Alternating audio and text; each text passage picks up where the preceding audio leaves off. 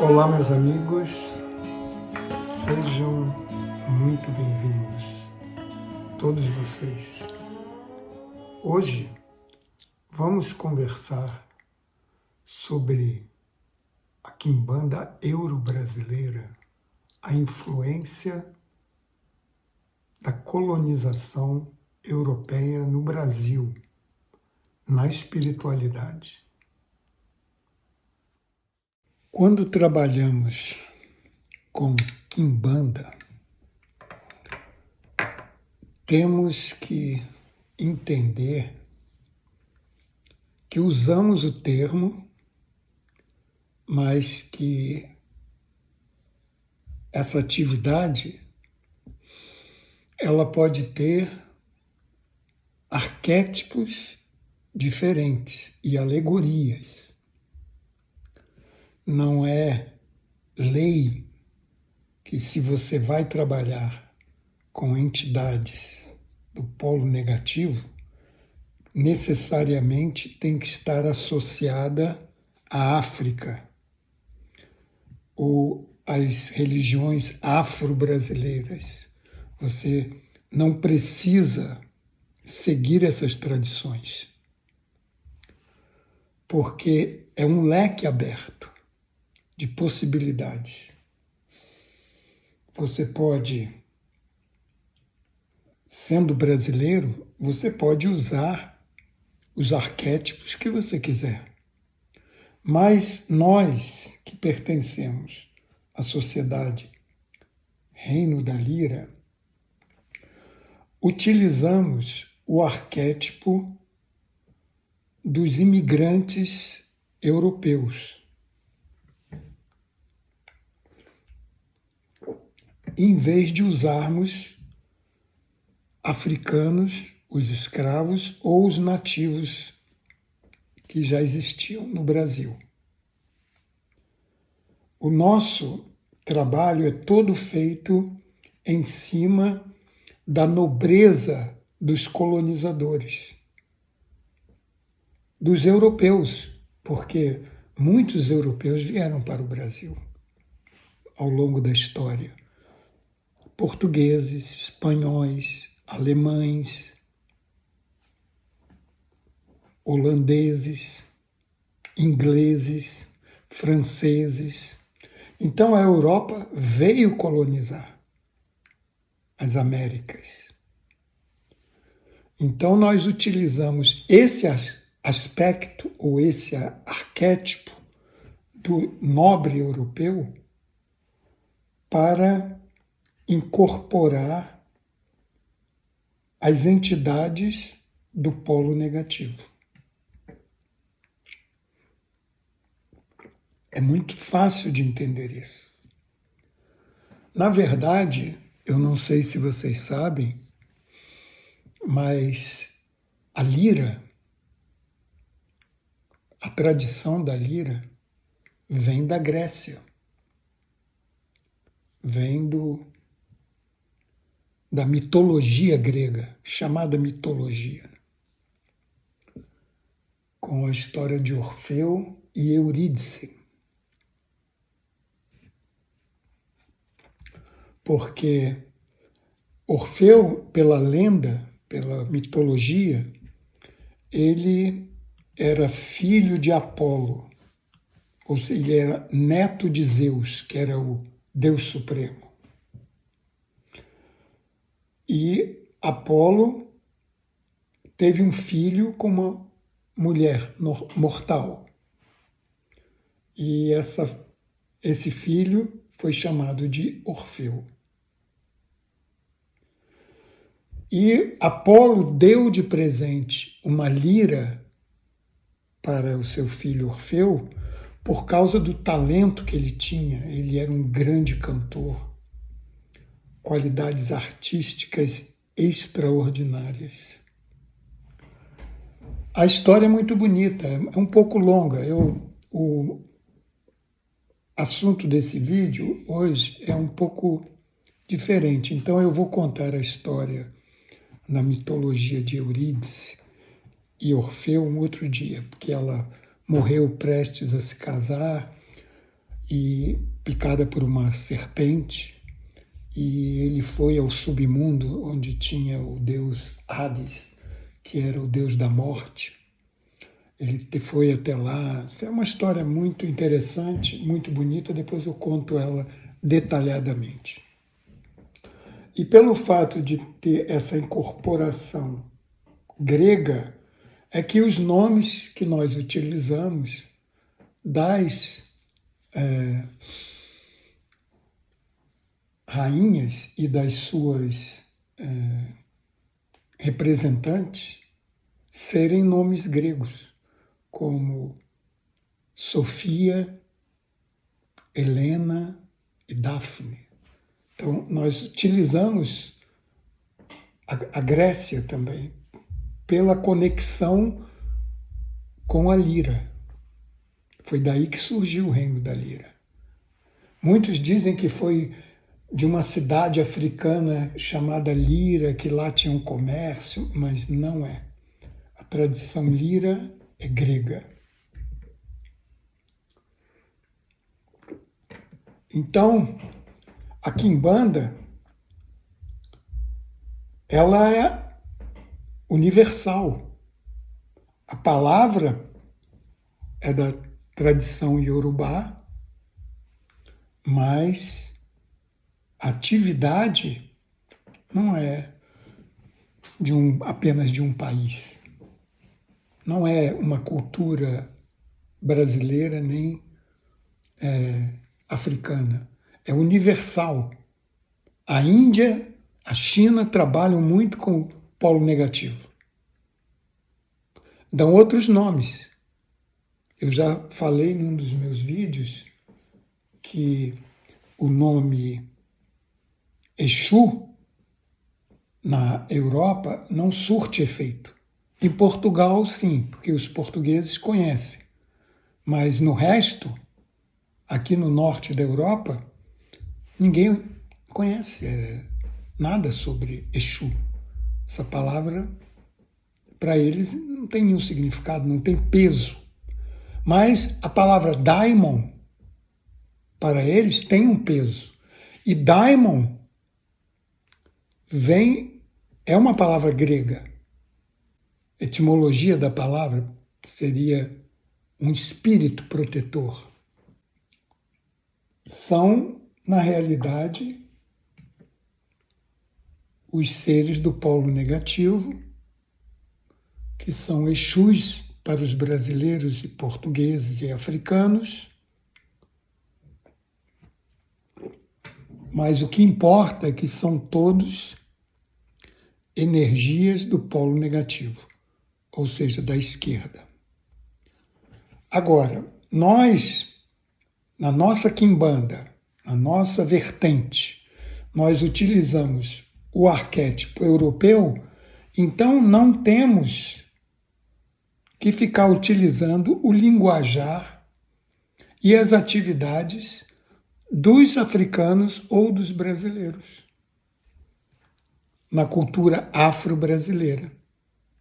Então, por isso que a quimbanda da Sociedade Reino da Lira é uma quimbanda euro-brasileira. Não é totalmente europeia, não, ela é uma comunhão do contato entre a terra do Brasil, o nosso país, com esses europeus imigrantes ou visitantes. Mas como nós estamos ligados à Europa,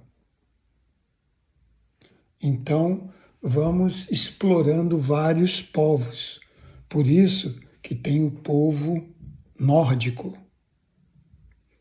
E esse povo é um povo místico, não nos grandes centros.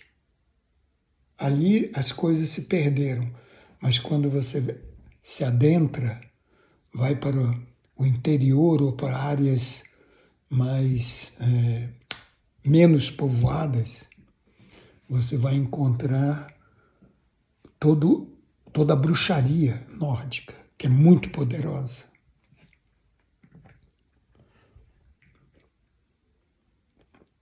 O arquétipo do europeu, da nobreza europeia, dá um toque de classe aos Exus, porque criou uma nova... Porque, pense bem, quando pega o Exu africano, é fácil colocá-lo numa posição inferior. Você entende? Porque nós, a maioria do povo brasileiro, é descendente dos europeus. Então, quando você dá a roupagem da nobreza europeia, o Exu ele vai para um patamar mais elevado. Você tira ele da serventia e coloca ele no patamar de senhor. Entenderam a nuance? Porque associando, porque você vê bem, se você associar o Exu à África, o Exu africano ele passa como um guardião porteiro que toma conta da entrada da sua casa. Quem toma conta de entrada de casa no século XV, XVI, XVII? Quem tomava conta? Eram os escravos. Eram os servos. E quem dava essa ordem? Eram os imigrantes europeus. É por isso que usamos o arquétipo, um dos motivos, não é só esse, para que possamos colocar os Exus numa posição elevada. Esses seres, essa energia do polo negativo, numa posição que eles merecem estar. Então, nós, da Sociedade Reino da Lira, tiramos o Exu do chão e colocamos eles sentados à mesa, desfrutando da opulência, da riqueza, da nobreza europeia. Esse é um dos pontos principais em fazermos essa associação e tirarmos o Exu de ser apenas o povo da rua. Porque ele está nas ruas, mas ele também está nos palácios. Entenderam? O Exu está em toda parte. Ele está dentro e está fora. Em tudo, em tudo. Aonde tem seres humanos, essa energia estará. Então você coloca os Exus no comando do astral. Porque a visão limitada de pessoas que acham que o Exu é um espírito inferior, uma energia que precisa ainda evoluir para fazer algo de bom, se você ainda pensa assim, então você associou os Exus aos servos. É o povo da rua. Limitou. É ali, acabou. Não sai dali. Fica no chão, fica nas ruas. Mas como eu disse, tem o povo da rua. Tem o povo das praças. Tem o povo de todas as aldeias, ruas, cidades, prédios, casas, fazendas. Lá estará Exu. Não está limitado. Então, a nossa associação liga o Exu à nobreza. Os Exus que estão na nobreza. Aqueles que estão trabalhando dentro dessa alegoria da egrégora da sociedade e o arquétipo dele ser rei, duque, conde. Entenderam? É assim que funciona. O Exu passa a ser o nobre. Ele não é mais apenas um servo ou um criminoso. Porque essa é a roupagem preferida que é imposta pelos adversários cristãos e de outras religiões de polo positivo que tentam sempre denegrir a imagem do Exu, colocando-o quase como um animal, um ser nocivo.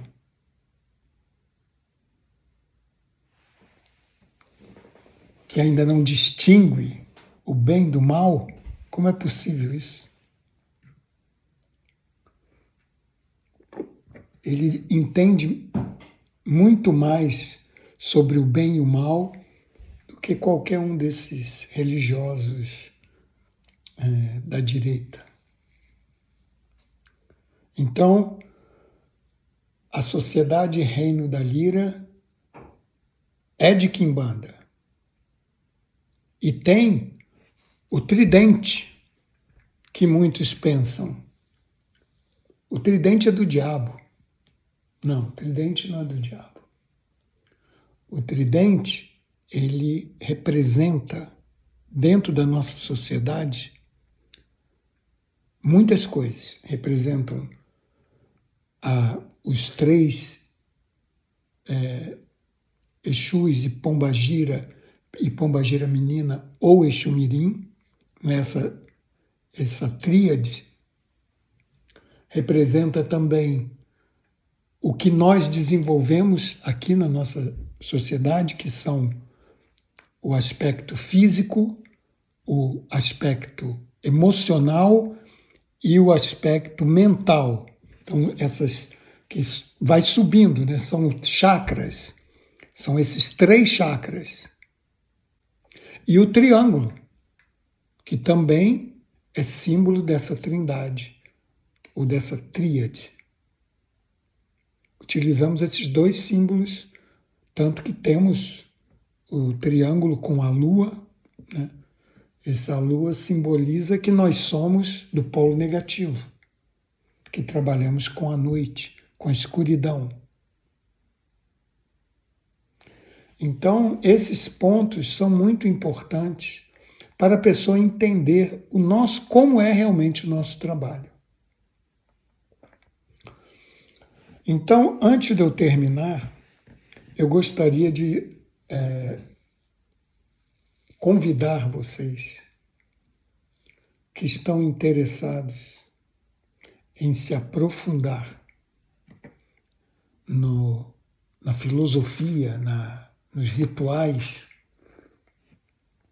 nas nossas atividades da Sociedade Reino da Lira, para fazerem parte do setor de membros.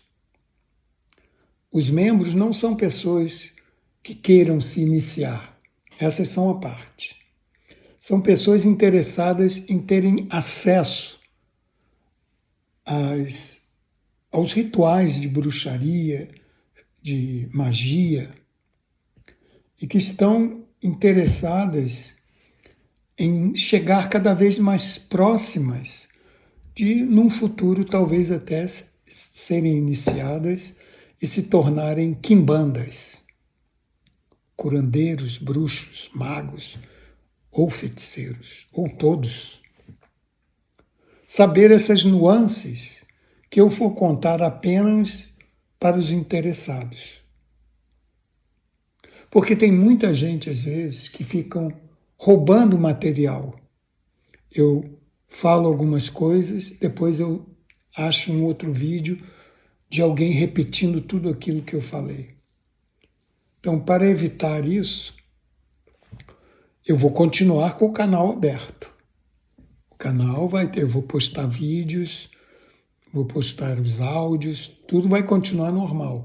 Mas aquelas minúcias, aqueles segredos que é só entre nós, das pessoas que querem fazer parte, todas essas nuances, eu vou apenas, somente as pessoas com acesso à área de membros é que vão poder desfrutar.